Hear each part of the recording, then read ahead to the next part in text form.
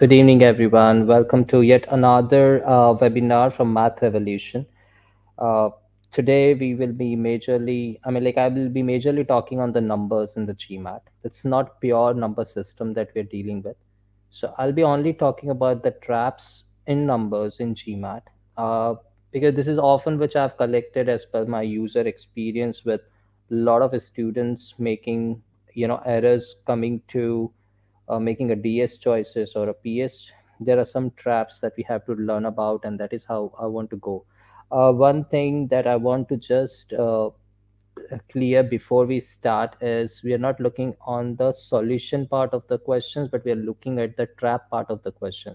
What is hidden in the question, and that can change answers from C to E, from A, B to D in the DS. From PS, it could be anything. Like multiple choice questions can vary. So that is wherein we will be talking about.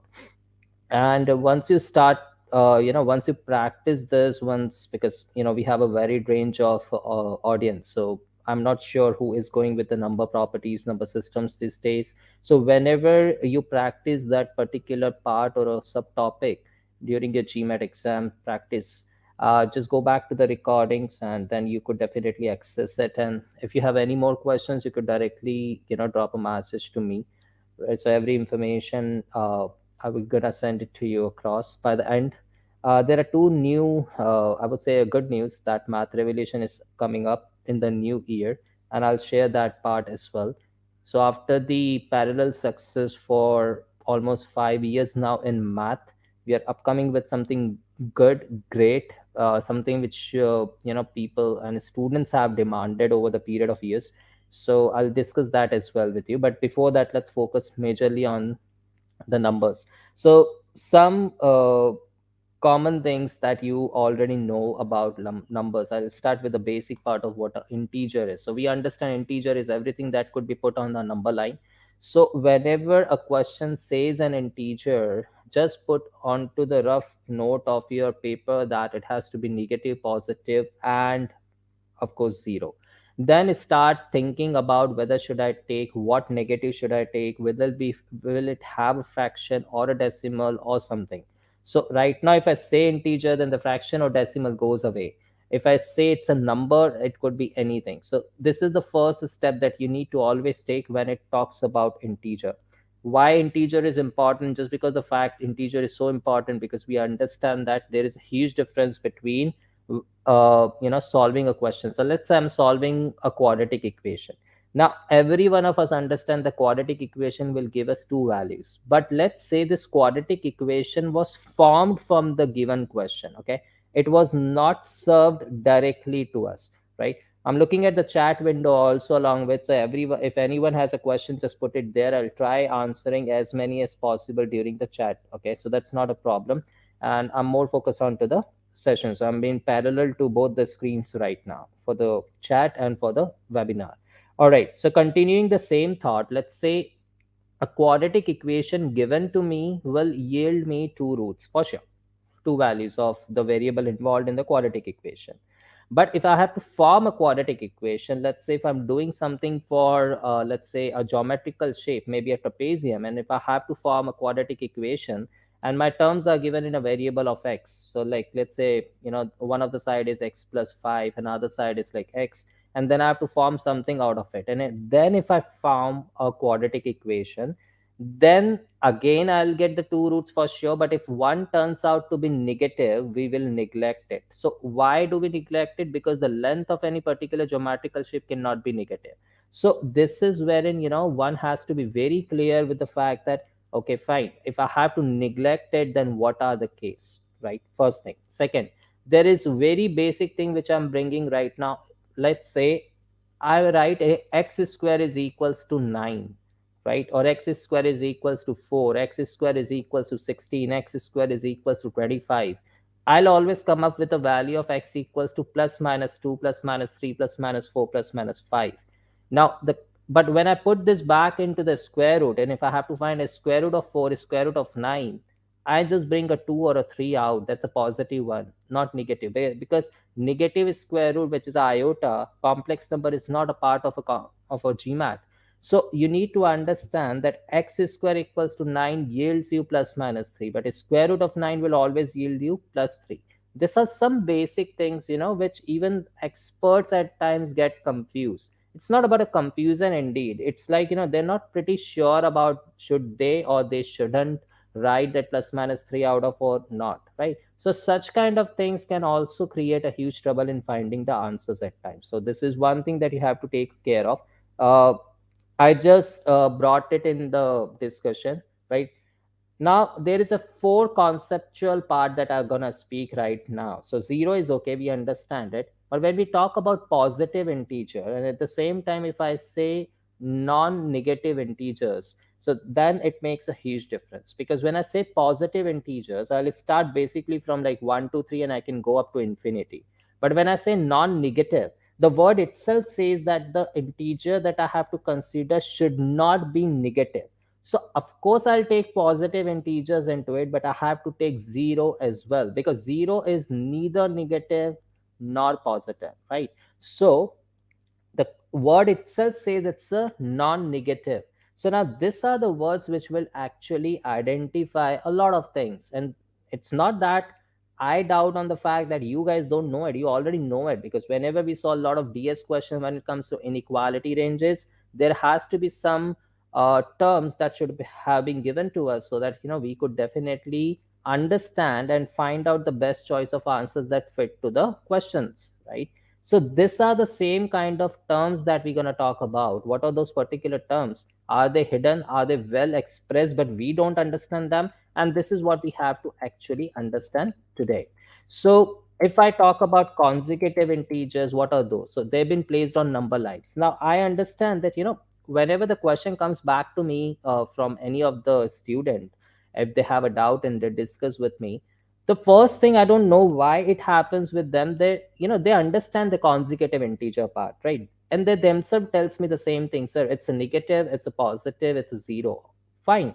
So they actually understand the fact that it's a minus 3, minus 2, minus 1, 0, 1, 2, 3 is also consecutive, 1, 2, 3, 4 is also consecutive, and minus 11, minus 12, minus 13 is also consecutive. So if you have to form a consecutive integers, it can, they can all be a negative series, it could be all positive, it could be a mix of negative positive with the zeros, okay. But when a question tells a consecutive integers, then why everyone starts with n plus 1, n plus 2? Question is not asking you to start with the positive integers, right? If question says there are three consecutive integers and their sum is 30, it's still, I've seen some students making, it's not a mistake, but it's a little lengthy. And in GMAT, for me, little lengthy is 1 second also. If you're taking 1 second extra also for some of the question and step that could have easily be managed mentally or not even solving it, I take that as a saving time. And that 1 second, you guys can understand, have a huge impact, right? So likewise, if you are actually making out like 10 to 20 seconds and just writing those and canceling out, then that would impact a lot during the test. So I could easily write it as n minus 1 plus n plus n plus 1, because I know minus 1 and plus 1 would be cancelled. I'm adhering to the property of consecutive integers. So again, make sure that you start with the negatives of the consecutive. They're asking 5 consecutives. Make sure you take such a kind of integers or a range of numbers which can cancel out each other, because such kind of questions always goes ahead with what? Squaring. So now if I take n plus 1, n plus 2, and then if I have to square it, then it becomes too much lengthy. Why? N square is n square. N plus 1 square would be expanded according to the rule. N plus 2 square again would be expanded. Now, again, the concern is same. I don't doubt on the fact that you guys don't know the expansion of the things. You already know it. But the concern is why to write and make it lengthy when you could easily solve it. Just take n minus 1 and n plus 1 and square it. So how, that is something that we should expect from us if we are heading towards exams like GMAT. That is a mental calculation. No one gonna give you the short the tips or the shortcuts to solve any particular question on the piece of a paper or on a blog, like do this. And even if someone does that, with due respect, I would say, if someone does that hard work, how easily you would be able to absorb is the second question, right? So just make sure that you do the mental calculation during the practice. This is why it is always I suggest that while practicing, never rush for the concepts. Always go deep into the concept, understand it. Even if you know it, read it properly. Now, when we talk about the consecutive integer, the first thing you should always come up with a mind. Right now, I'm not giving you any question. Right now, I'm not giving you any topic. I've just given you a term, consecutive integer. If I ask you what all possibilities can be there, your answer should not come to me as, sir, it depends what the question is. Come on. I said what a consecutive integer property is, what all you as a person understand. Then you should be very much upfront talking about it. So consecutive, negative, positive. So one more factor is like, consecutive numbers can form multiples of 3, multiples of 6. So we see that consecutive integers would always have odd even things mix up done. Consecutive integers always gives median equals to mean. So if there is a particular question in a DS dealing with unknown variable, and that too I have to find a mean, but it says it's a consecutive integer, I can take a short route, I can find a median, and then I can go ahead with the particular set of questions. So again, see, if I say that consecutive integer is there, find the median or find the mean, and then if you apply that particular logic, right, then it is like, it's a kind of, I would say, you understood the concept, but application part is still not that confident because it was openly served to you. Let me tell you this. Because see, whenever I take an consultant call, to be very much honest, and I spend good 20-30 minutes with individuals, the main thing that we come across is it's not about learning. The main thing is about application. And what is application? If I tell you that this particular question would need this kind of solution, no one on the earth can definitely stop you to do it correct and within the time limit. Let me check that part also for you. But if I give you an open question wherein the terms would define how well you could actually bring in the concepts you have learned, therein where the situation occurs, like, sir, I'm not able to understand where to start the solution from. Sir, I'm not able to understand how to, actually put the particular statements into mathematical expression. Sir, I have no idea how to put all this three information of prime factors, different factors, and exponents, odd even exponents together. Can there be thing wherein I can put them together? Is there any particular thing wherein I have to segregate them, solve them, and then put together? And this all things which you think, this all things which you do comes on the paper, and that particular question gets stretched right away from the start, and you take good 1.5 minutes for all hit and trial. Then you come up to a particular phase of solving it, because after 1 minute of time you understand all the info given in the question, what is required. You make a relationship between the given and the requirements, and then you start solving the question. So now when you start solving the question, the amount of time that you take is actually that is required. That is what you always take. Let's say a particular question has taken 3.5 or 4 minutes, out of which understand how much time did you take to solve it, and how much time did you take to understand how to solve this. Okay, never ever go just looking at the question. Whenever you do a practice tab, be it any course you have been with, okay, that doesn't at all bother. Even if you've not taken a particular course, but when you do a mock or a diagnostic or a review test, particular question set, the platform works such a way that it's going to give you how much time you have taken into that particular question. You need to be that good on this particular part, that is, this particular question has taken 4 minutes of my time. Why? Because you could not be that open to say, sir, it is taking too much of time. Who decided that that particular question is taking too much of time? It's you, because you are comparing it with a particular set time. You're comparing it with a particular set amount of time, which is like 2 minutes. I need to finish it off. I took 4 minutes, so that is taking more time. Okay, what is visible to the eyes can be taken, but again, are we able to digest it? I won't be able to digest it, because what is it that you have taken more time about? Have you taken more time in solving the question? Then you need to actually work on around how could you shorten the length. Are you in a process of writing things properly, like, equation has come, so you have to put it, rearranging also you have to put it, and then you substitute and then you solve. So that involves a mental calculation. So if, let's say, 6 steps have been involved in that particular solution, you could easily reduce it to 3 over the period of practice in just 2 or 3 days of time. Okay, in 2 or 3 days of time. But if it is something that solution is not taking a time, you're very good with calculations, be it a multiplication of a bigger number, square of a bigger number, even the cube of 15, 12, 11 onto your tip of a tongue, fraction is not a challenge for you. So that all particular contribution to the end of the question, that is a solution, is not a challenge for you. It was right away from the start. This is what you need to categorize, that what exactly is taking the time. Start doing it. I'm telling it to you, you would be forefront runner to know which question is taking a time, which sort of question is taking a time, because whole number system will not take 2 minutes or 4 minutes of time. All questions in geometry will not take 4 minutes of time. All questions in inequalities will not take 4 minutes of time. Also, if I talk about the subtopic, let's say prime numbers. So prime number, one question of level 45 or 42 has not taken has not taken more time. 51 has taken more time. That's a myth. You never know. 51 level question may may just have been solved into a minute or two, and the 45 or 42 level question has taken more time, just because your comprehension to the question and the first step that you have to take, which will actually define your solution pattern, it was different, right? So just make sure that you categorize your gap in this.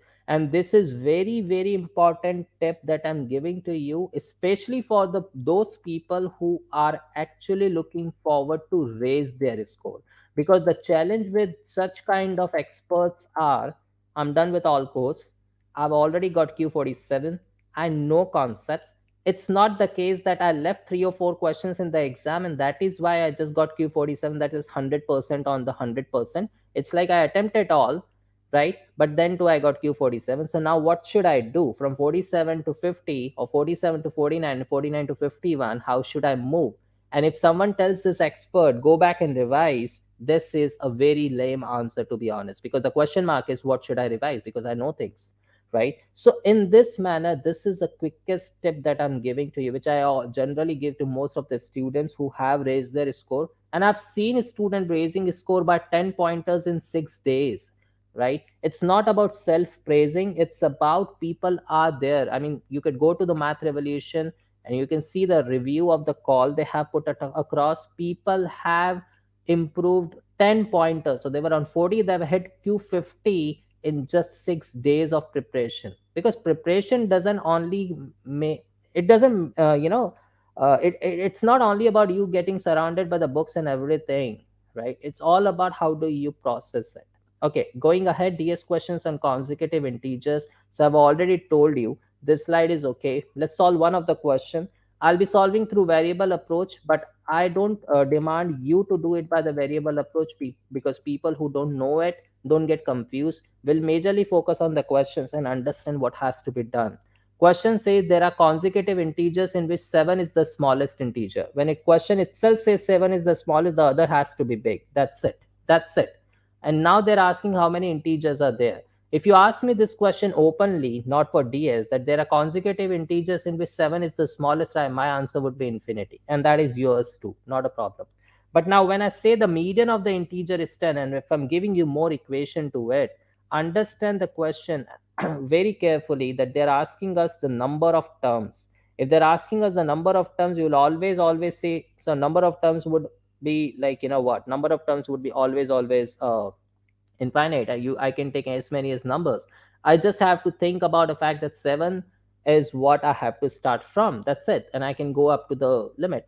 But 7 is the smallest, so I cannot go to 6. I cannot think about getting a negative or 0. So 7 is the smallest. Median of integers is 10. So if I have to keep the median 10, now there is one of the confusion that can happen. If I have to take a consecutive integer, 7 is the smallest, the other number can be 8, then 9, then 10. Okay, so if 7, 8, 9 are three numbers and 10 is the median, then I have to take three more numbers out of 10, which is like 11, 12, 13. So in this manner, what I can think about is 11, 12, 13 and 7, 8, 9. Six numbers are done and 10 is at the center, and that is a median. So there are total seven numbers I can think about, but I am missing on one thing. Did they say different integers? No. Did they talk about anything? Did they restrict us not to repeat at 8 as many as times? No. Can I not take 10, 50 times in this particular range? I can. They just want me to have consecutives. They just want me to go about the fact that the median of integer is 10. And then the second particular equation here, or the option that gives us, is the average of integer is 4 greater than their range. So now there are three concepts that they have brought in into this particular question. First median, second average, and third range. But the question logic is all based on the consecutive part, right? So how is average related to median in the consecutive? This is what you need to learn. You don't have to learn the median again, or average again, or range. You need to learn about, or you need to actually see, how does consecutive integer, median, average, and range, these three important terms of stats, are actually related to each other, with the fact that we have to find a median or average or the range, right? So see, this is what I said at the start. If I take a condition number 1, the median of the integer is 10, I'll just take 7, 8, 9, 10, 11, 12, 13. So I'll take 10 minus 7 equals to 3 integers, and my job is done. No problem. But the counting number would be 7, and it would be unique. Now the question is, if they're saying a consecutive integer, they're very clear about the fact that it has to be, of course, the different numbers. I cannot take 7, 8, 8, 8, 8, 8. They're not consecutive. So this is where the confusion can happen. So make sure that that is what consecutive exactly means. If I ask you what a consecutive is, you will tell me this. But if I ask you this particular question, or if this comes into your mind, that can I take different numbers or can I take same numbers also, then how is the consecutive integers application is there in your mind? So this particular condition is sufficient. Second condition says that the average. Now I'll not deal with the average. I'll just directly go with the fact that mean is equals to median, right? Mean is equals to median. So median is 4 greater than the range, or I could say range is 4 less than the median. So range is what? It's the largest number minus the smallest number. The smallest is already 7. So we need the difference of largest number minus 7 equals to median minus 4. So I could get the largest as, minus median as a 3. So 3 integers on either side of the median. Now answer being D, it will always give you the same values for A and B. So in this particular question, there was nothing much I wanted to discuss on the solving part. The only thing that I wanted to discuss on this is how consecutive integer works on median and range. Because if mean comes into the picture, you will replace it by the median, not a problem. So now median, range, and consecutive. So if you just want to make a note of, you could. Otherwise, consecutive integers are easy. You could write as many as pattern that is possible. Now, when we go ahead with the 2 or 3 consecutive integers, there are a couple of things that I would always say. First, remember 2n. You take n as anything, but if you multiply it by 2, it becomes an even number, right? First thing, 2n is always even. 2n plus 1 would be odd. It would be always, always odd. Then n square plus n plus 1 is always positive. So such kind of things should always be there in your mind. You don't have to verify. I will still notice experts also verify at times, so you have to bring in that confidence, pull that particular confidence into you, so that you don't have to cross check yourself again and again. Product of two consecutive integers, no matter what are those, they are odd or even, or they are even or odd, it would be always even, because they are two consecutive integers. So if you talk about two, there would be definitely one even and one odd. If you talk about three consecutive integers, then the picture can change. It could be like even, odd, even, or it could be odd, even, odd. But again, then just think about, if there is one even, it will always give you even as a product. Some may different, some or addition would differ, but again, multiplication will not. But now, what are the property that GMAT usually allow you to apply quickly, so that your time is shortened? If there happens to be three consecutive integer, it would be always multiple of 6. Now I tell you one thing on this part. This is a very good point. Three consecutive integers product will always be a multiple of 6. Question will never ever come across where they'll tell you there are three consecutive integers and they have to find a multiple of 6. No. Question will be talking in terms of a multiple of 6. There would be options and then you have to find. So question would always talk about some multiples of 6, and there would be options that you have to find that which one of could be the multiple or which one cannot be the multiple of 6 or something like that. And now you have to apply the reverse logic of the fact that, okay, if I have to find the multiple of 6, and if there are three numbers that are involved, that means they should be consecutive. Can I check for the consecutivity first? First thing first. It's not necessary. I'm not telling you that it would always be consecutive, but consecutive property should be checked at the first instance, because if that is something you check, you can make a lot of tweak around the numbers and you could definitely get to the answers quickly, right? So in math, you know what, in the exams, it doesn't matter whether it's a GMAT or a GRE, or whether it's any kind of competitive exam pertaining or related to any particular country, it's always a reverse process that is applied. So we have been taught a plus b whole square is equals to a square plus b square plus 2ab. It has been very rarely seen that they're gonna ask us a plus b whole square. Rather, they would give us something in terms of, a very much good lengthy expression that they want us to reduce in the terms of a square plus b square plus 2ab, so that that can be written as a plus b whole squared. And now this thing would was already been put into square root, so that square root and square cancels out each other, and at the end we get a plus b, right? So they will always start with a lengthy expression so that you could reduce it to some standard results that we know, right? Reduction can have a lot of processes, factorization, splitting, and all those, and then you reduce it more, and then you put a concept of a square root and a square getting cancelled, a cube root or cube getting cancelled, and then you end up with one single factor of like a plus b, a minus b, or something like that. But in the schools, in the formula sheets, in the books, in the materials, it always starts with a plus b whole square is equals to this expansion. So we learn how to expand. GMAT asks convert the expansion back to the standard result. This is, so what we learn is a direct thing, right? What reverse thing is the application. So reverse of anything would be the application cost. That is what you need to always go through.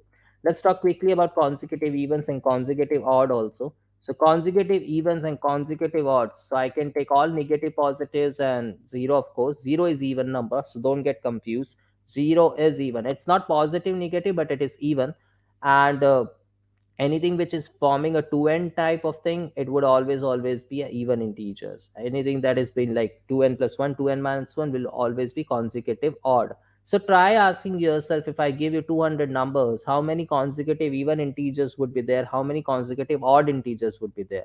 So if I'm asking about 200 numbers, then you need to understand, okay, fine, so in the first 200 numbers I'll have 100 even, 100 odd, because even odd always goes one in each. So 50 numbers will have 25 each, 100 will have 50 each, 150 will have 75 each, 200 have 100 each. And now if I ask you to find the difference of the sum, so if I give you there are odd numbers 1, 3, 5, 7, 9, and if there are even numbers like 2, 4, 6, 8, and these are all positive. So I'm telling you consecutive even positives and consecutive odd positives. And what would be the difference of this sum? If I have to take it up to first 200, the sum difference would be 100, because every number is, so I'm just trying the question logically right now, whatever coming to my mind, I'm putting up the solution without pen and a paper, and that is what even you guys can do.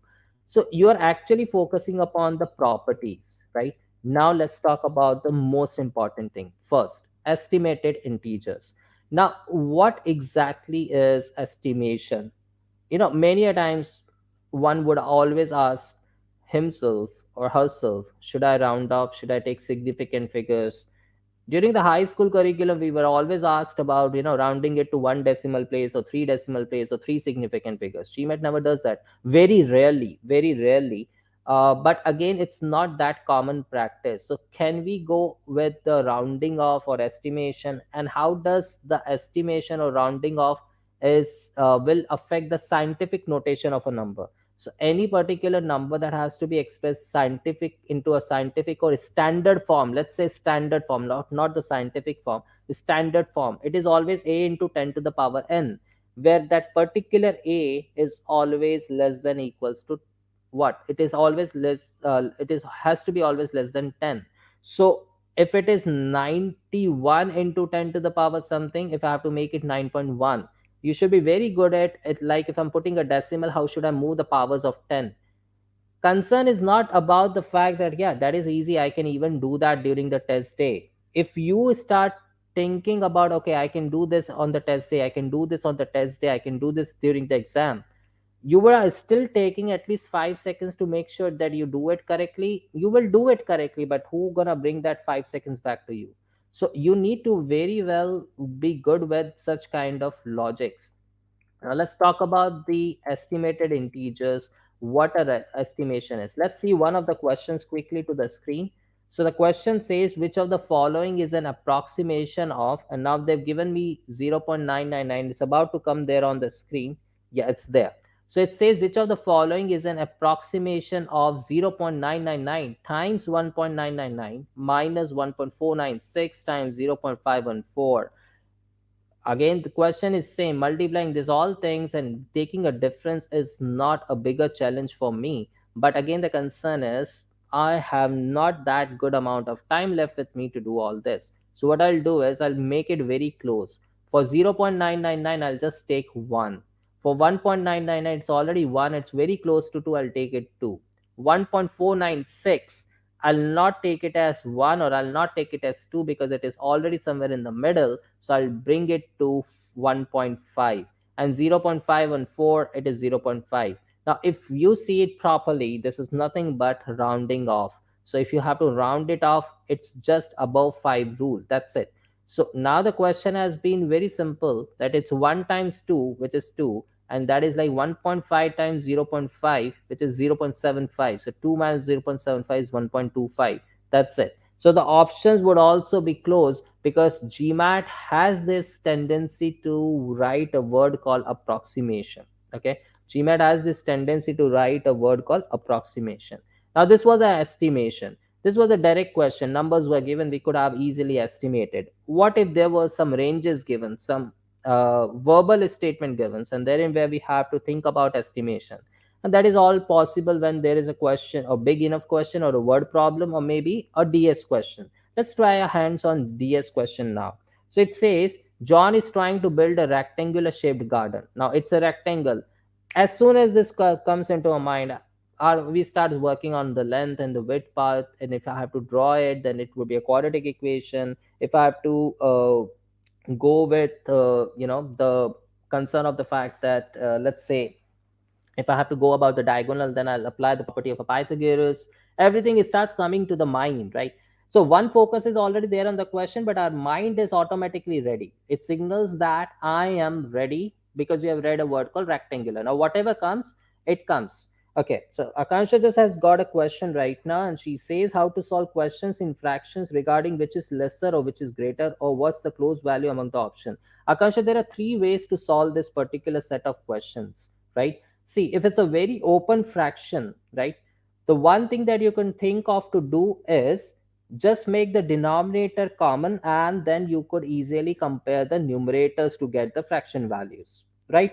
But again, that is something you already know. I know it. This is for sure. That is what you know already. I understand that what sort of question you mean to ask right now, wherein it directly asks you the range.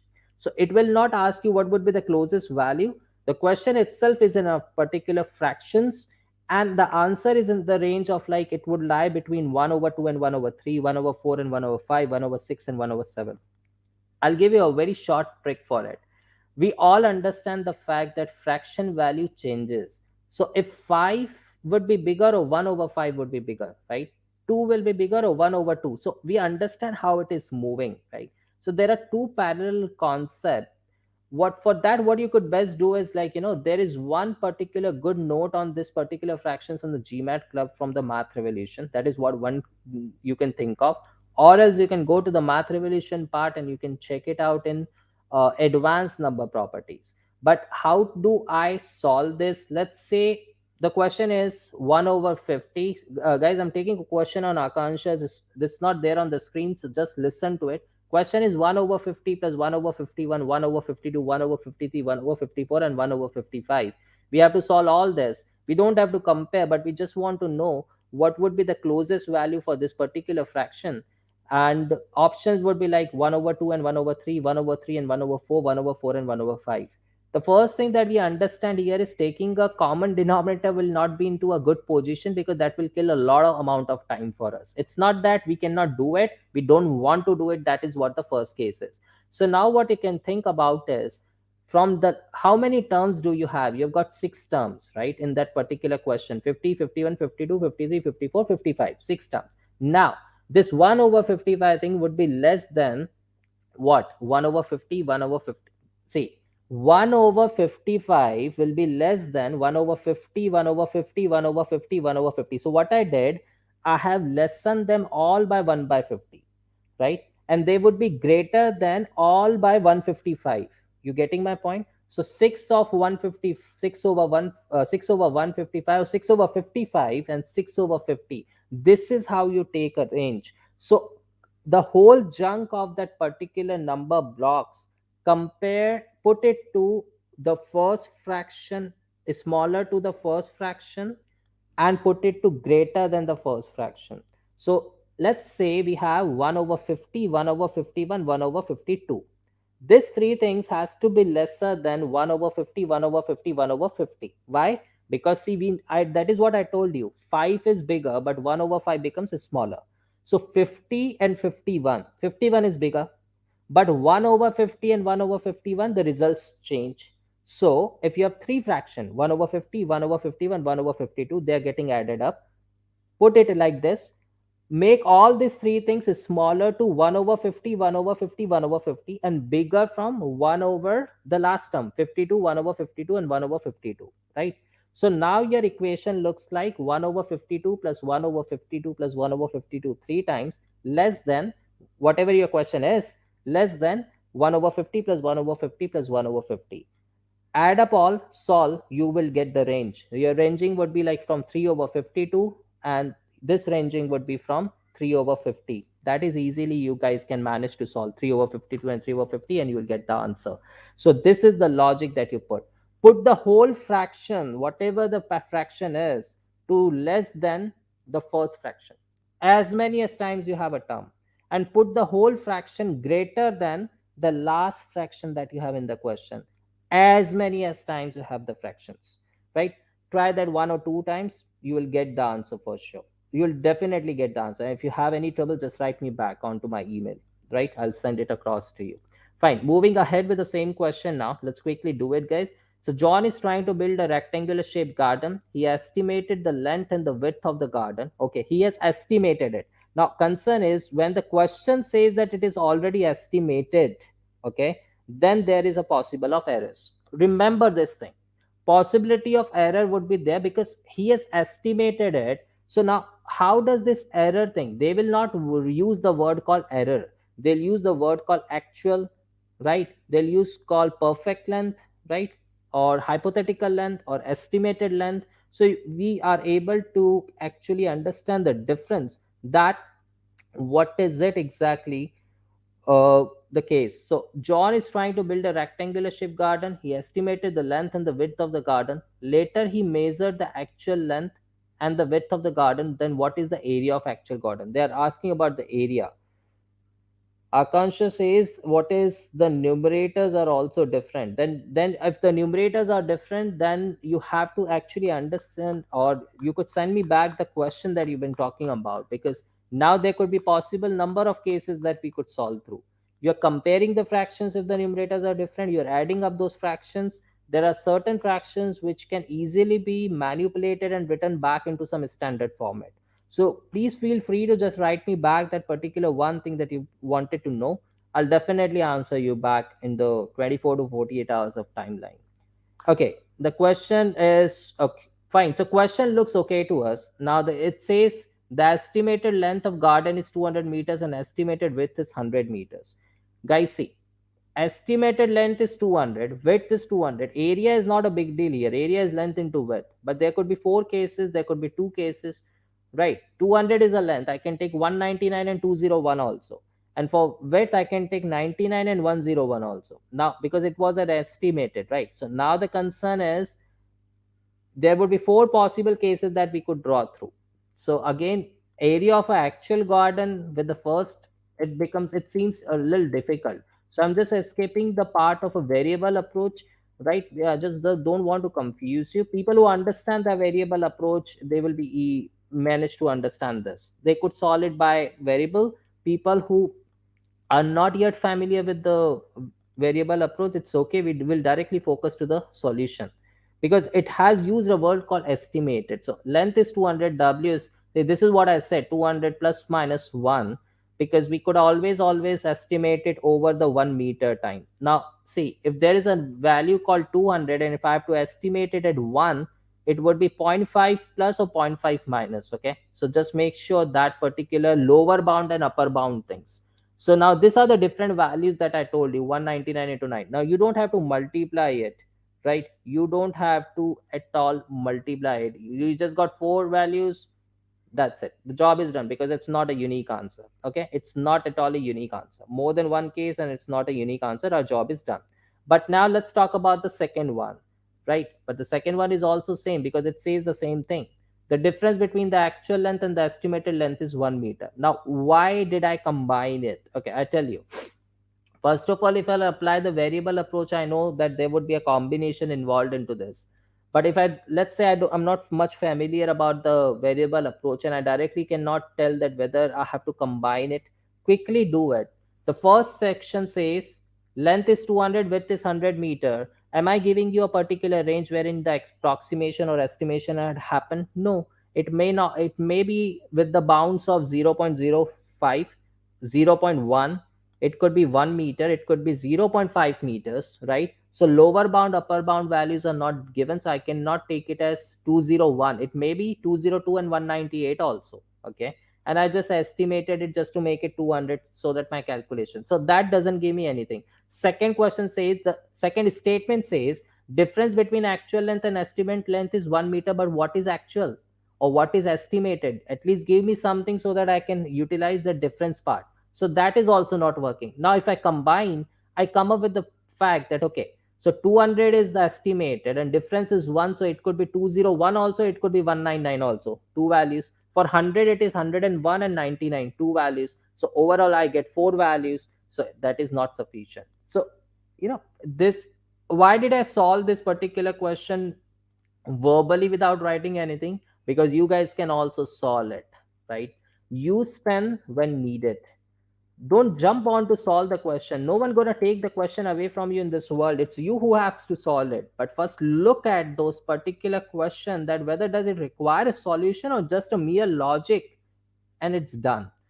Gaussian integers. There would be a lot of questions you would come across during your practice, mocks, materials, and definitely in the in the diagnostics, in the real GMAT exam, talking about greatest integer less than equal to least integer greater than equal to, and they're gonna always use such kind of blocks. So this is always make sure that it is rounded up or rounded down.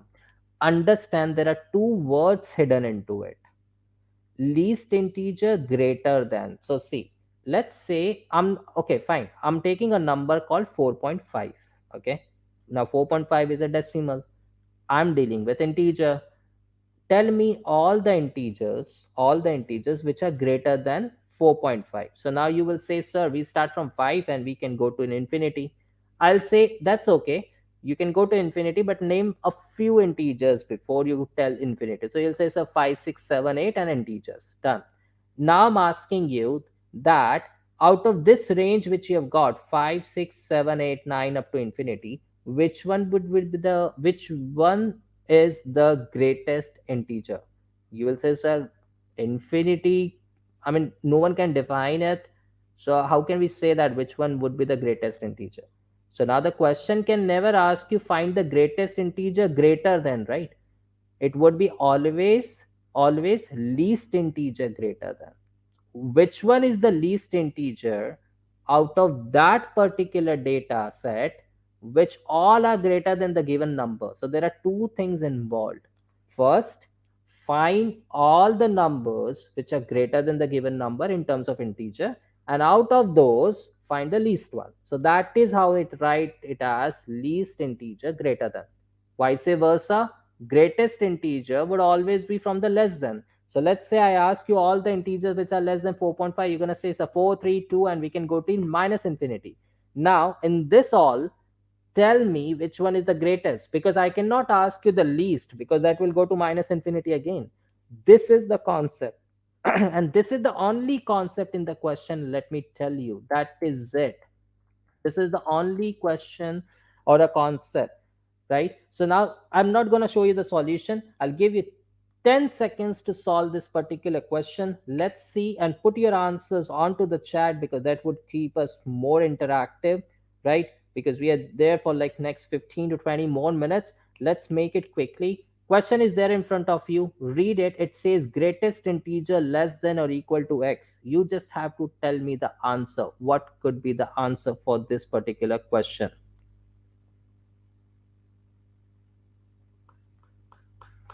You have 5 more seconds. I've given you enough time to solve this.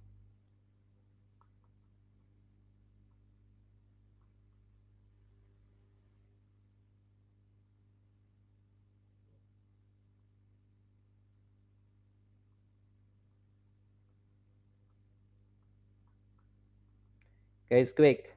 Come on. Is there someone who can at least ping one of the answers? Don't get confused. It's the square root of 3, 7, and 10. You don't have to exactly know them. Square root of 3 is somewhere between is what? Less than square root of 4. Abhijit has come up with the answer. Good job.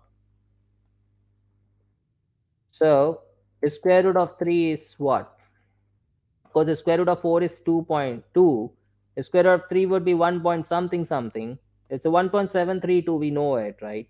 But we don't exactly want to know it. It's 1. Abhinav has also come up with this. So, concern is very simple. This would be lying somewhere between, and you end up as answer is 6. So, square root of 3 is 1 point something. I need 1.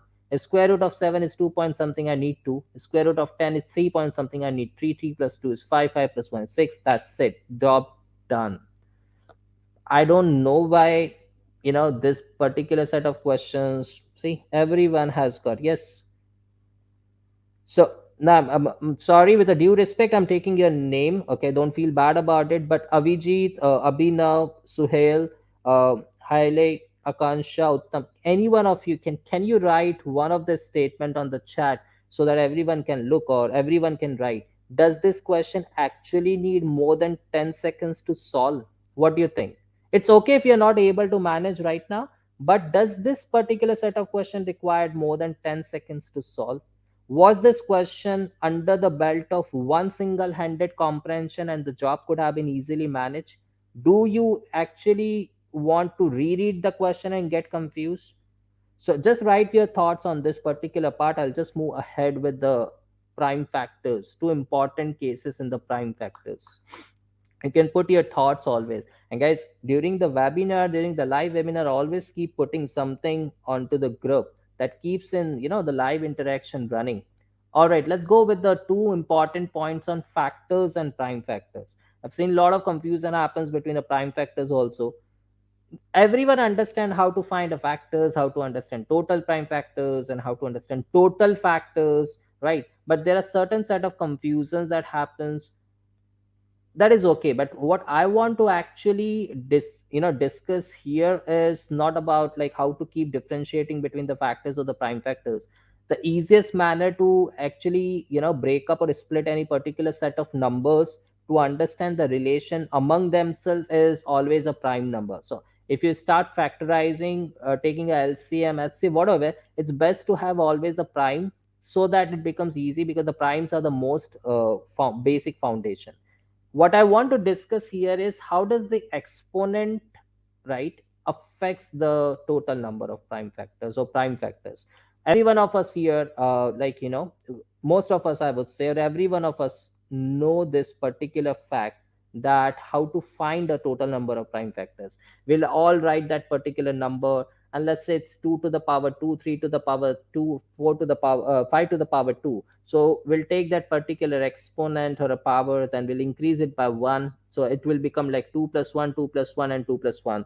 So then we'll multiply, so it will become like 3 into 3 into 3. So 27 total factors I have of that particular number. Done. Now I'm not giving you a number, guys. I just gave you the prime factorization, that was 2 square, 3 square, 5 square. You told me that this particular number will have 27 factors. Now I can also say that 2 to the power 26 is the number. So you'll again say, so 26 is the power, 26 plus 1 is the number, so 27 factor. So the number is now different.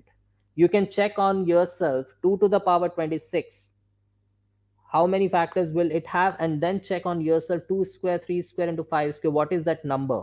That numbers are different, but the number of factors are still same. So that is what I want to discuss, that the exponent have no effect on the number of prime factors. This is important property. Please pay attention to this. This goes into a DS of 45 to 48 level for sure. They'll always bring in this, or they will not bring in this, but this is something you have to apply to understand and get to the solution.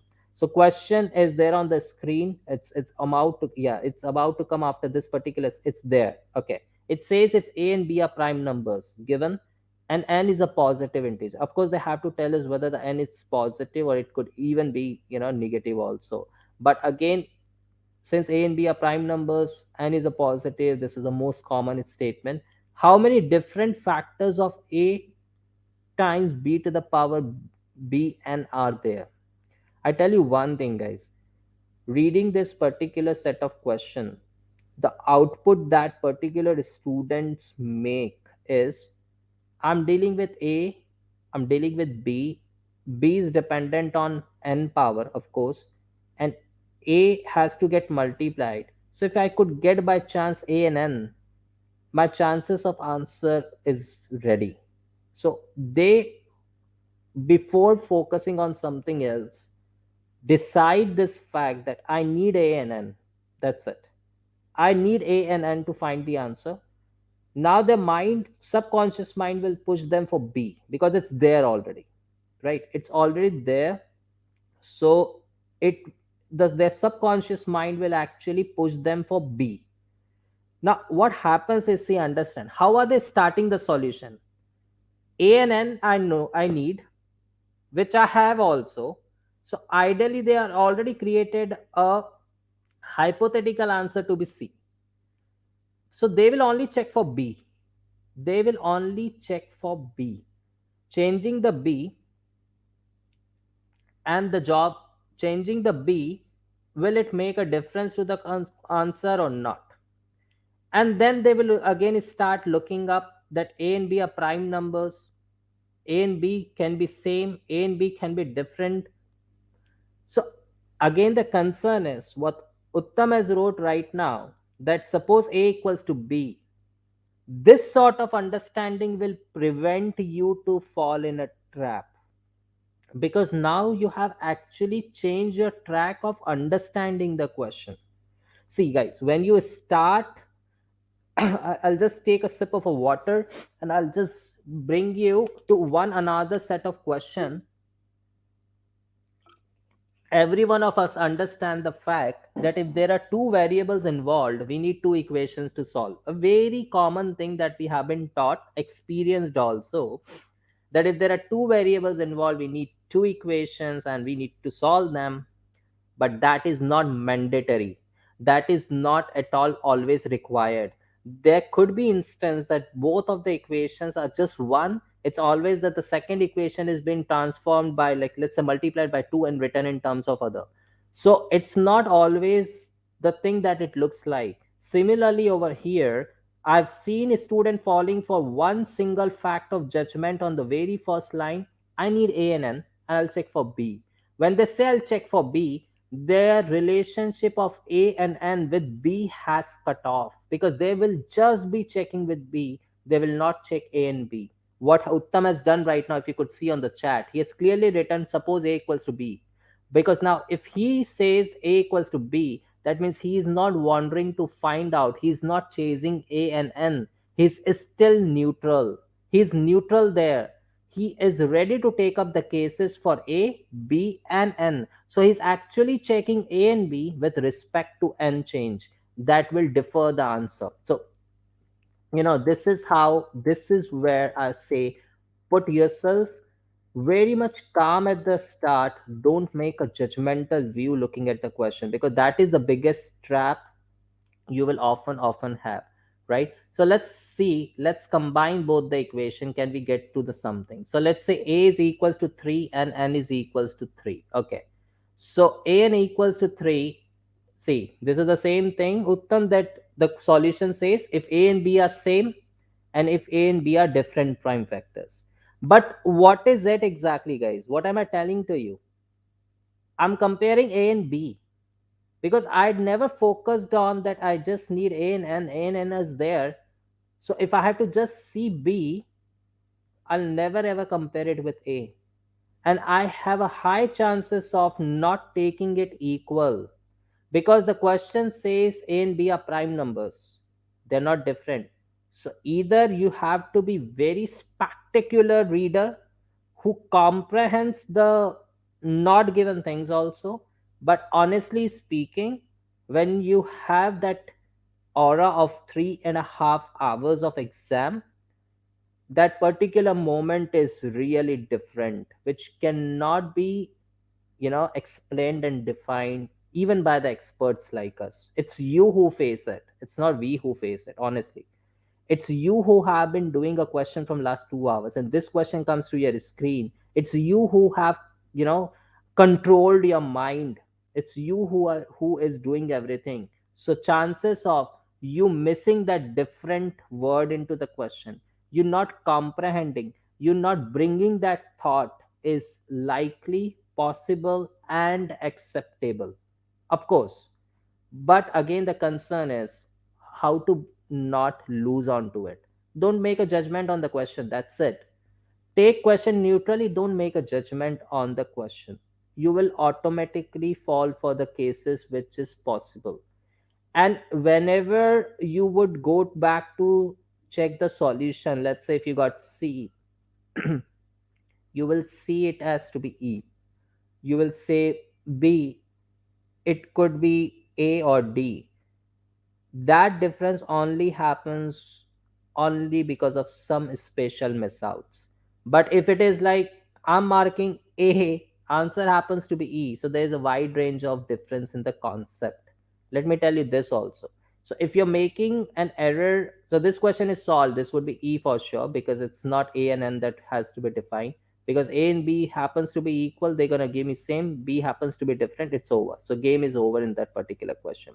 Let's talk about the relative prime numbers now. Now, relative prime numbers have only one common factor, which is 1, right?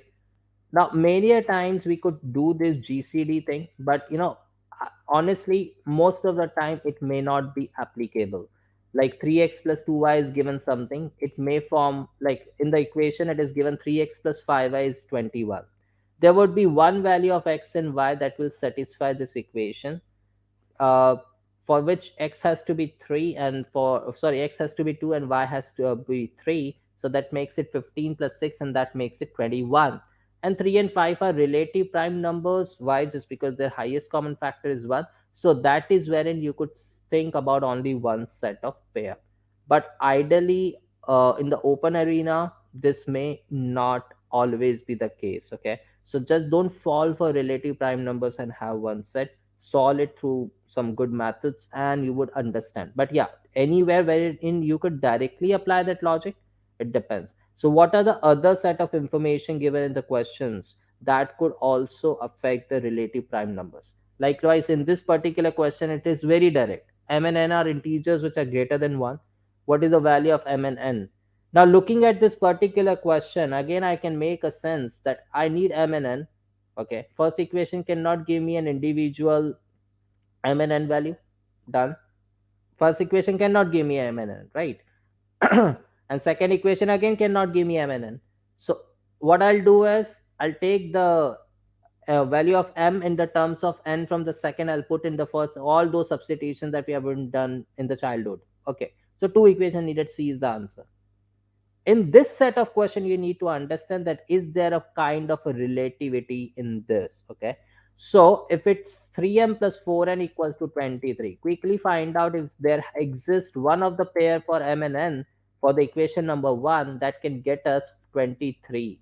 If that works, our job would be done. So if you're looking at the conditions together, mn equals to 10, right? So 2 and 5 are the possible values, of course.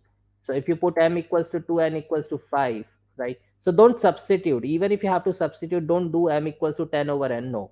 See, both the numbers are greater than 10, 1. You need a product of two numbers to be 10, so quickly do it 2, 5. Take m as 2, n as 5. Keep in the understanding of m plus n would be 2 plus 5 equals to 7, right? So that's a unique answer that you could get through. That's it, 2 and 5, right? Because integers, they are greater than 1. Even okay, what if you take 10 and 1? You cannot take 10 and 1 because you need a integers greater than 1, right? So that case is out. So now where is my that particular case of substituting and everything? It's over, man. Mn equals to 10 only has given me the answer for this, so it's a unique answer. So either my answer goes b or d, because first one is yet to be taken care of, but c is not the answer, which maybe my mind was thinking about, right?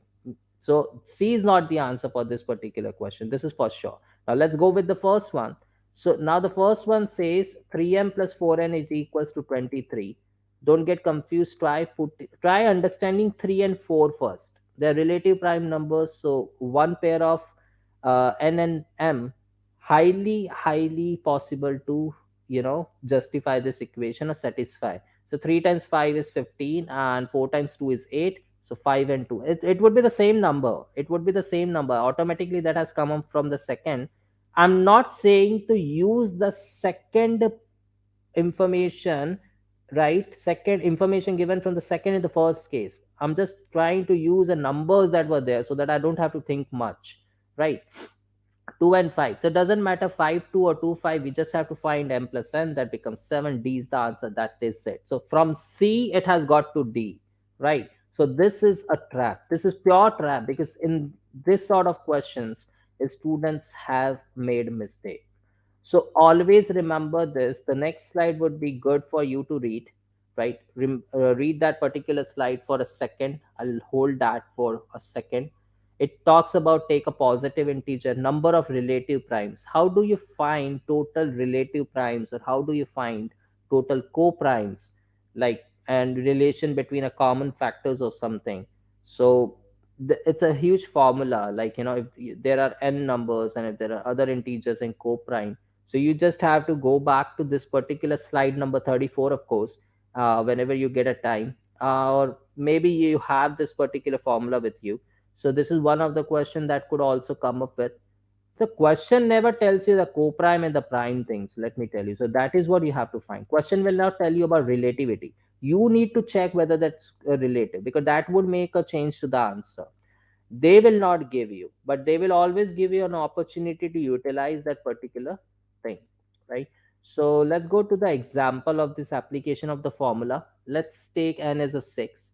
So all the positive integers which are less than 6, positive integers less than 6, so they would be like 1 2 3 4 5, right? Now out of this, only take the numbers which are coprime. So 1 and 5 are coprime to 6. What coprime to 6? So only 1 and 5 are the coprime to 6, because this all would have a common factor of 1. Both 5 and 6 have 1 as a common factor, so answer would be 2. So you just have to put that p1 is 2, p2 is 3, 6, 2 into 3. This is the factors, and this is how you do. You need to go back to this particular slide number 34, 35 and 36. Just make a note of it, guys. 37 is the solution, so you need to go back to this and just have a quick look from 34 to 37. This will give you, because this question is good, which talks about what is the number of positive integers less than 10 such that they have no common factor with 10 except 1. Now see, question is not at all talking about co-primes or all those. It's we who have to understand it, right? So 34 to 37, just make a note of it that you guys, I mean, like I'm requesting it definitely to so that you guys can go back to it and have a look over it, read the question, break it into proper part, understand which part is co-prime, which is prime, how they're applying it. But at the end, even if you get any trouble, just write me back. That's not a problem.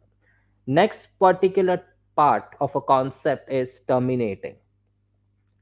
You need to be very very good in the terminating and non-terminating decimals or repeating decimals thing. But see, if I same thing, if I ask you, you're gonna give me ample of examples, to be honest, right? And much better examples than someone maybe I even may not think about. Okay, that's not a trouble. Terminating decimal is, they again, the case is they're not going to ask you the terminating decimal, but they're going to give you that it is a terminating decimal. So now what?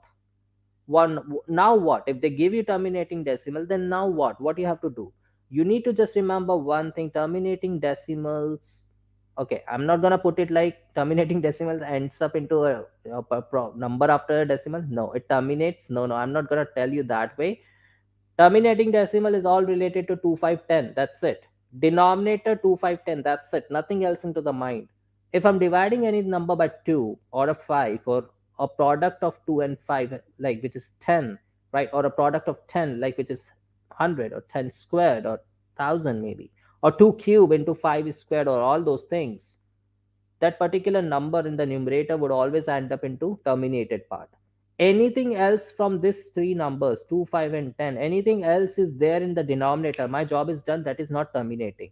So now what you actually chase is not 2 and 5, you only chase for an extra number in the denominator. If that comes through, your job is done, right? Because terminating decimal will always be divided by 2 5. That's it. And that is how. So see, the question that is about to be there on the screen right now, it will definitely say or ask which of the following fractions will result in a terminating decimal.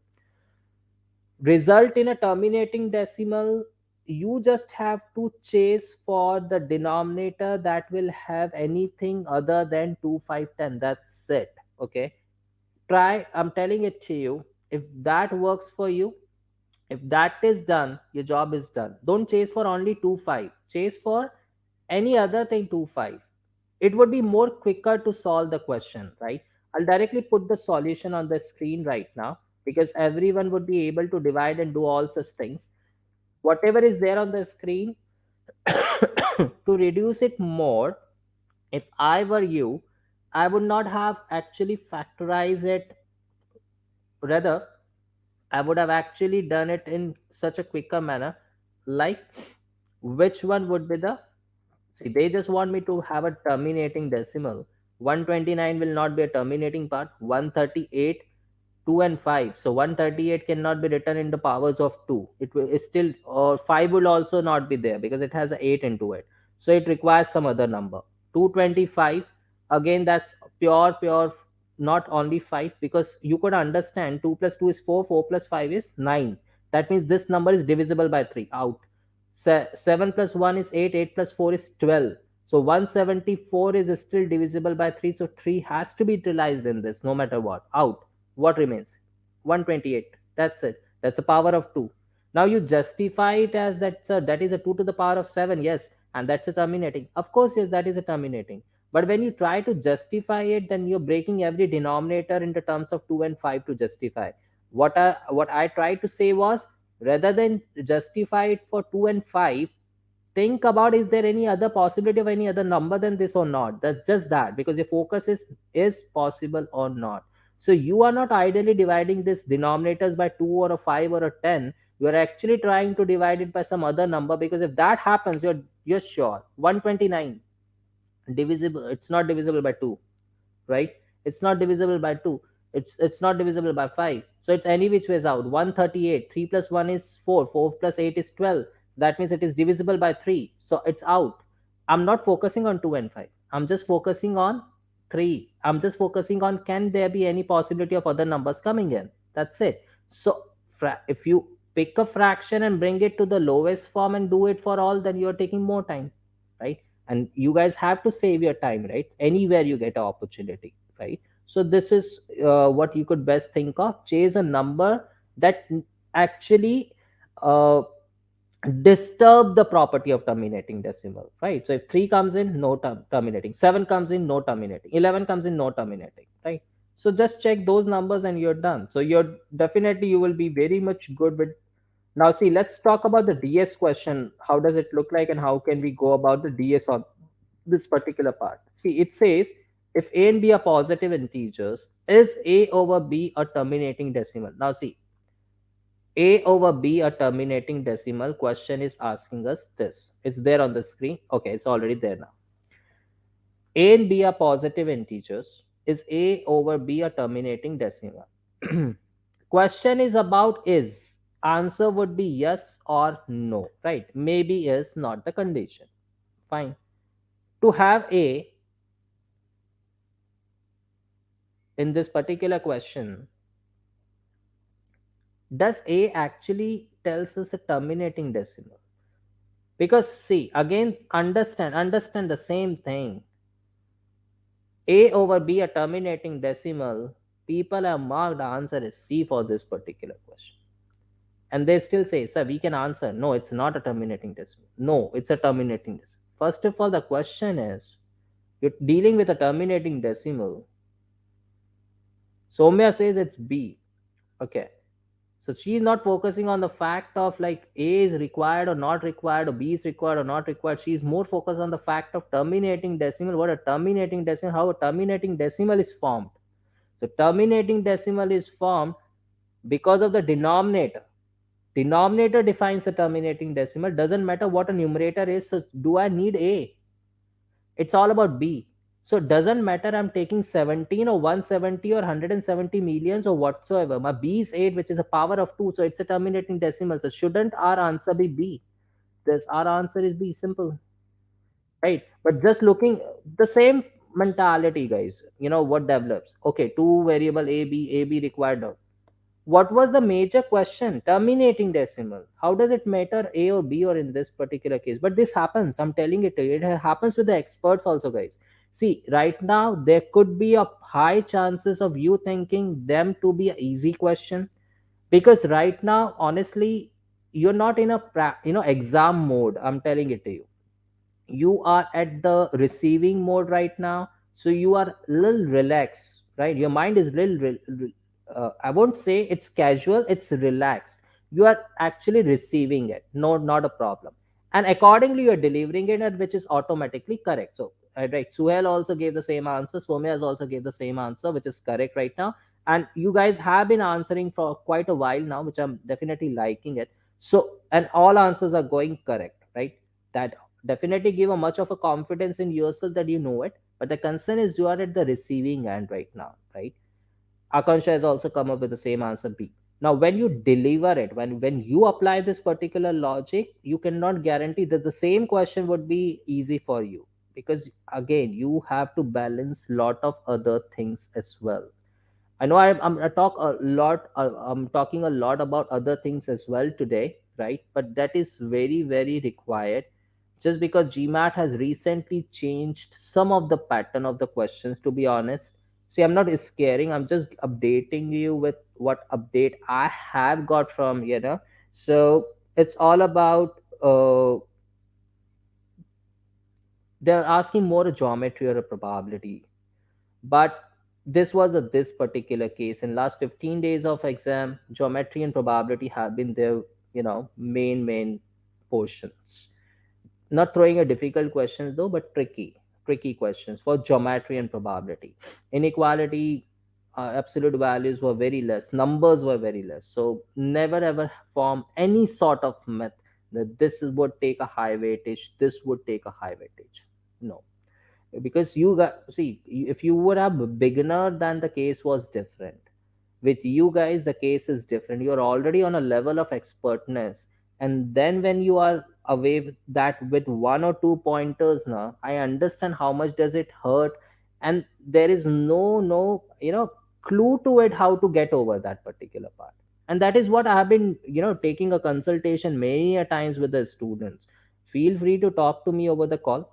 I will open the Calendly line soon. By tomorrow, you could book a call. It's a free of cost. You could talk to me directly, not a problem. Okay, Arjun has just got one of the point, but we can say it doesn't matter because the knowledge of denominator will tell us about whether terminating or not. Am I right in say absolutely right, Arjun? So it's all about the terminating decimal. See, word terminating decimal, you always get a decimal when you divide things. So it has to be a denominator first of all, and it has to be terminated. That means there should be something in denominator that attached to it, right? So I'm not going to confuse you. You're absolutely right in understanding. Doesn't even matter whether the A is possible, B is not possible, doesn't even matter to us.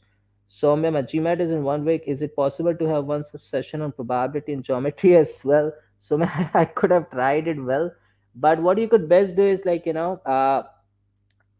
could just write me back into the email, or maybe I'll just open the Calendly line by tonight. You could just book a call, just connect with me. I'll tell you some tips and tricks what you should best go for probability and geometry. Of course, it's a 20-25 minutes of call. I may not able to teach you a lot, but I'll tell you what you could pick so that your next 1 week of GMAT is perfect. Okay, so definitely we can speak about it, not a problem, right? So just book a call and write me in details about, or tell me in details about, where do you stand right now, what are your target score, what is you getting into your diagnostic. So that would help us a lot in framing this 1 week of time. Or 1 week you can do miracle, that's not a big deal if you know things. Revealed integers and hidden integers, this is the most important I talk about. This is one of the crap that can make a lot of answers right and wrong. Always make sure that you don't fall for it, because I've seen a student again falling for it. Any which ways, I'm taking a topic that a student fall for making a mistake today, right? So everywhere I have to use almost the same kind of a statement, but this is one thing which is really, really, uh, this creates trouble. We'll directly go to the question for this. Okay, there's nothing much to understand in this, but we'll directly go to the questions. You can often refer back to the slides in the past, not a problem. Question says, okay, question is there on the screen in a second right now, just a moment. Okay, it says, okay, question is there. Put your pen, try it. I'm speaking slow. I'm sorry if I'm disturbing, but I'll speak slow. Just try it. A cube to the power of b is 729, where a and b are positive integers. Which of the following could be the value of b?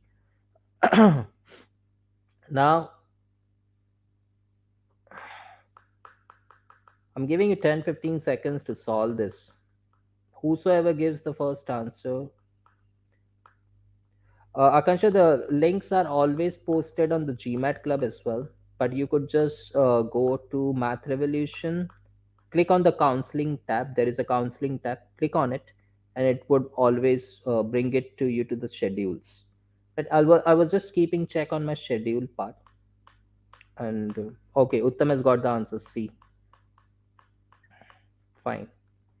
Let's, Uttam, do you want to write something that has to be taken care of in this particular question while solving? If you could just write what you thought should be taken care of, and if missed, can create a difference in the answer.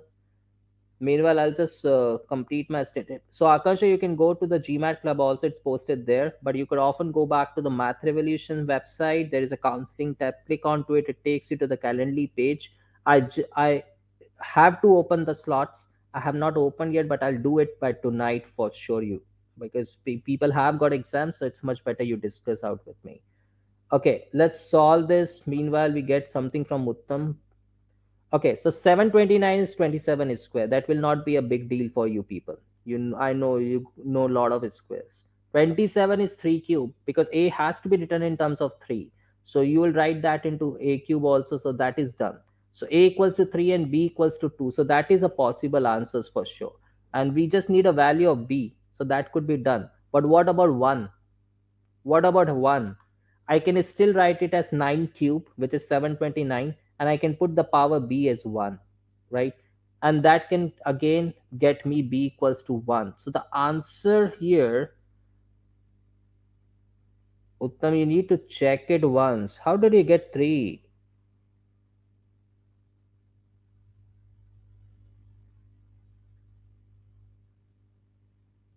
I can put a equals to 9, right? 9 cube is 729. B is equals to 1.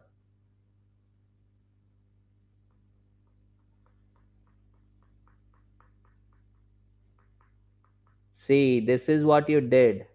Uttam, one thing I want to tell you in your solution is what you did is one of the possible solution. See, you multiplied 3 with B, right? You multiplied 3 with B. So now you're focusing only on A. What can that A be, so that if you put it accordingly 3B, you get 729. You have to focus on both A and B at the same time in this question. That is what the hidden part is. So I guess that would be answer would be A first and second, because that would be one would be the hidden part. Because if I take 3B, even if I take 3B, B can be 1. Also A cannot be A cannot be 1. B can be 1. All right, so this was one thing. Yeah. So see, now one of the expert in the evening has at least fallen for a miss.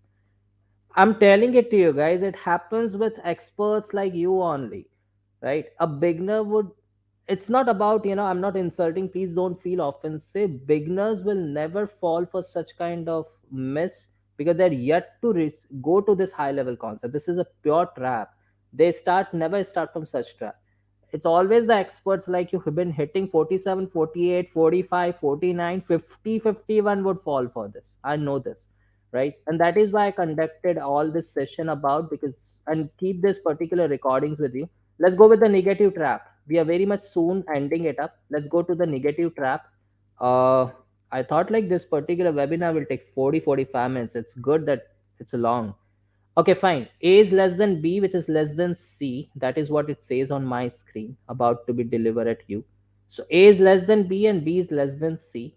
Okay. It doesn't tell that thing that A cannot be negative. Okay. A can still be negative, B can still be negative, and C then has to be positive, because the product of ABC is 90, which is positive. Where ABC are integers, what is the smallest possible value of A? I'm giving you 10 seconds to solve this question. If you guys can do, or anyone can quickly do it, the first person that hits, I'll start discussing. Yes, Sohel, Somya, Uttam, and everyone, just start talking. Arjun, give a try quick. Akansha, give a try. Abhinav, give a try. Avijit, if you there, give a try. Okay, answers are there. Arjun is E. Ashish is E. Okay, let's start. So answers are already there. So let's start the discussion. It's E. Anything you want to add? Okay, perfect, perfect, perfect. Good job. No problem. So we just have to make sure that we consider not only the positives but the negatives, and that is what I started with. A less than B less than C. So this is how I have taken it as. A less than B less than C doesn't guarantee me that it is a positive. Now, if that line comes to my mind, I'll never make a mistake of, missing on the negative numbers. Of course, I'll take the positives. That is what the best thing is, but I'll not make miss on the negative numbers. Let's quickly do this. The next question coming, Soumya, it's E. Yes, let's quickly do this question which is there on the screen. That's a DS question. Pay attention on that particular part. I'm not telling you whether it's a hidden or a replacing, it's a irrational numbers or it's a negative. You pay attention, you tell me. If 1485 is written as a to the power something, b to the power something, and c to the power something, then ABC is what? I'm already telling you on the, with the information that 1485 is already AQBC. And the second part, I'm already telling you C is 11. How does that make sense? I'll bring it directly to the solution part. Okay, Harsh has already got the. Harsh, I guess this answer is the E answer is for the previous question, or for this particular DS that we have on the screen. So take both the conditions together, because there is nowhere it is written it is an integer I have to take, right? Okay, Akansha has come up with the answer. I'm dealing with three variables. I've just got one equation. I need two more. I'll combine both. That is a variable approach I always apply. See, I tell you, it's nowhere it is written integer. So trapping is little less. Okay, I'm dealing with how many variable A, B, C, right? So it's like A, B, C, and then 1485. If this is equals to this, so that is not an equation. I'm dealing with three variables. I need three equations. I'm getting two equations. So okay, what level is this Puni? 600? No, they're more than 600. There are a few questions though those are at least I would say 600 or 700, but I could put them in a range of like some are definitely easy, of course, but at least two or three question trap here is like 51. That median question was 51. This question was 48, right? So it's a mix up, Harsh. It's a mix up of all. There are few more, but categorizing them as a 600, 700 is difficult. We can take many values, we don't know anything, hence E. So Arjun came up with he, Arrays came up with E. Uttam says tricky. We don't have, so no sufficient. Okay, let's talk about, so it's E. Yeah, but again, I want you to make sure that you take that square root of 5 cube and everything. Now I tell you one thing, why did I bring it here in the discussion is, see, if it was a DS question, it makes very quick sense. Now, see, in this particular set of question, DS is easy than PS. Why? I tell you.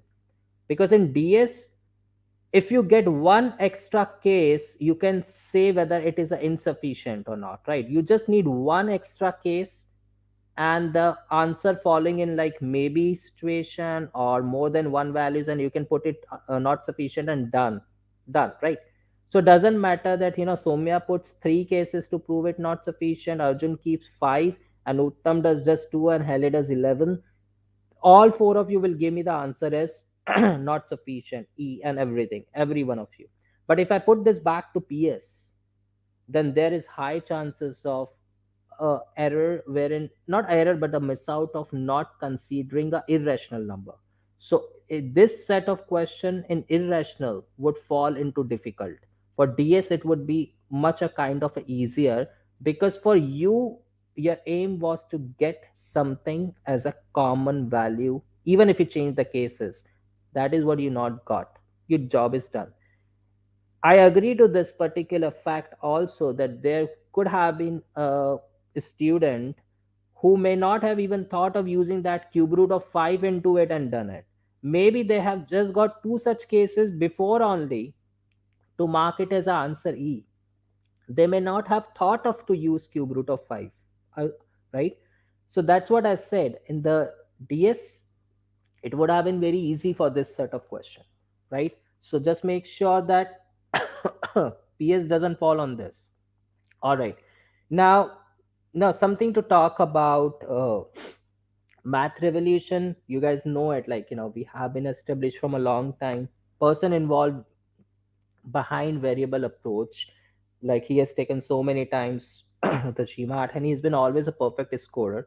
So we are good to go with a lot of this. This is something which is very common that I always talk about, the world's first approach. Do you respect Mr. Max Lee? He's the person behind, like the variable approach. We always talk about variable approach, IV approach. IV helps people a lot to transfer the verbal expression to the math. So accuracy, quickness. So like if you're thinking, if you don't have a time, you could definitely come up with, should I combine and do it? So C to E, rather than checking A and B first, then denying them to be answers and then checking C. It's much better to directly combine, get the C. So that's a variable approach, but it takes time to expertise on an approach also, right? So that is least positive product is one. Yes, Somya, that is one thing. Now, something I'm not sure about, like like I know about Somya, she has an exam in a week's time, so I don't know how much that would be beneficial for her right now. But yeah, something that we are coming up with soon. It may not be helpful for all of you because you might be getting ahead with your exams very soon. But yes, over the the comments that we have got, the requests that we have got from a lot of experts and students across who have taken our math course, and they have been a part of our webinar. The new courses that Math Revolution is coming up is first. We are coming up with GRE now. So we are launching our GRE platform in a new year. And the best thing is that we are launching it along with math and verbal both. So this time it's not only a launch of GRE math only, because GMAT math is so far been done by Math Revolution. Plus, we are coming up with verbal as well. So now Math Revolution would be catering a whole one package for a GMAT consultation call, your error analysis, your speed up analysis. There would be a lot more that I would be adding up to, where you would send up your mock test scores. You want to discuss it with me about the analysis of your scores, which is the part that you need to focus upon, and everything that could be thought of is would be added. So this all information, I would say, if it would be much better if you could forward it to the people, to your friends, to their friends, to your colleagues who definitely require it. You could recommend, right? Of course, yes. Just take my email for a while, right? That's there on the screen. It says Punit at mathrevolution.com. Okay. Punit at mathrevolution.com. It would be there displayed in like next 1 second. So guys, if you don't see the calendly link open, it's very simple. Go to mathrevolution.com, check counseling session. There's a counseling consultation or a counseling, click on it, calendly is open. If that doesn't work for you, if that doesn't open, because there is a technical updation also going on onto the sites, I'm not sure about the technical team yet, but if that doesn't open, drop me a direct email stating, hello sir, or hello Puneet, we were into the same webinar today for this. I just want to connect with you. I'll drop your email, we'll connect back. I'll send you the link 5 minutes before when you want to connect with me on the mutual agreed time. I'm not going to waste your much of the time on waiting for calendly and booking and then it coming back to me, right? So that can take 1 or 2 more days of time, but like people have got their exam in the week's time, we are not in a position to waste the time. So you can directly drop me the message onto the email, or drop me an email, I'll connect back. That's not a problem.